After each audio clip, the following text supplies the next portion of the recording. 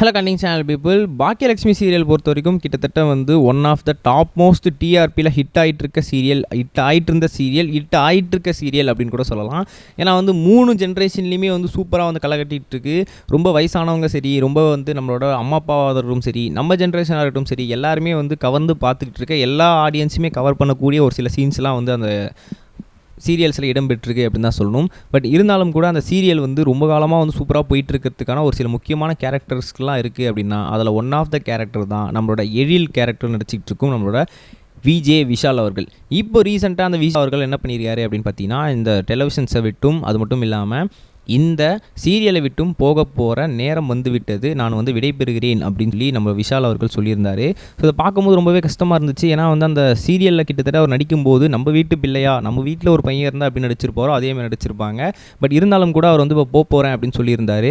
So அதை பார்த்து நிறைய ரசிகர்கள் என்ன பண்ணாங்கன்னா, அவர்கிட்ட கேட்டு டயர்ட் ஆகிட்டு போயிட்டு அந்த சீரியலில் இம்பார்ட்டண்டாக நடிச்சிட்டு இருக்க நிறைய பேர்கிட்ட போய் கேட்டிருந்தாங்க. அந்த வரிசையில் யார்கிட்ட கேட்டிருக்காங்க ஆடியன்ஸ் அப்படின்னு பார்த்தீங்கன்னா, அந்த சீரியலில் பாக்கியாவா அப்படின்ற ரோலில் நடிச்சிக்கிட்டு இருக்க சித்ரா ஷெட்டி அவங்க கிட்ட போய் என்ன பண்ணிக்கிறாங்க அப்படின்னு பார்த்தீங்கன்னா போய் கேட்டிருக்காங்க. அதுக்கு அவங்க இப்போ ஒரு பதில் சொல்லியிருக்காங்க. அது என்ன ஏது அப்படின்றத இந்த வீடியோ உங்களுக்கு ரொம்பவே தெளிவாக ரிலாக்ஸ் பண்ணிக்கிறேன். நான் பேச கேட்க ரெடியாக இருப்பேன் நம்புகிறேன். வாங்க ட்ராவல் பண்ணிக்கலாம்.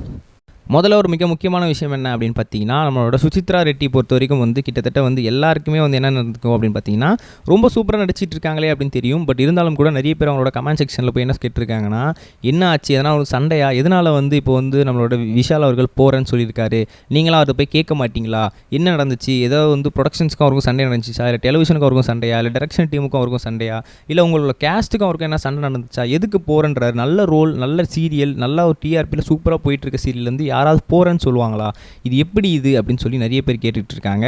அதுக்கு பாக்கியலட்சுமி என்ன சொல்லியிருக்காங்க அப்படின்னு பார்த்தீங்கன்னா, இல்லை இது வந்து ஒரு முற்றிலுமாக வந்து ஒரு வதந்தியான விஷயம் தான், அவர் வந்து போகிறாரு தான், பட் அங்கே கூட சண்டைலாம் கிடையாது.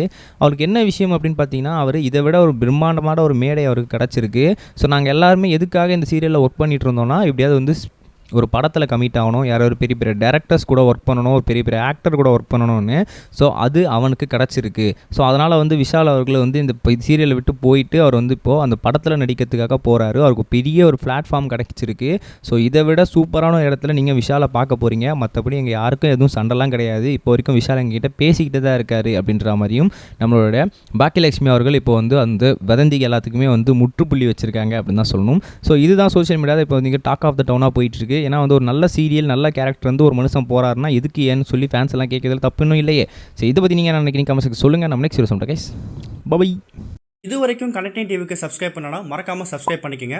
உடனடி அப்டேட்ஸ் பெறுவதற்கு நோட்டிஃபிகேஷன் பெல்லையும் கிளிக் பண்ணிக்கங்க.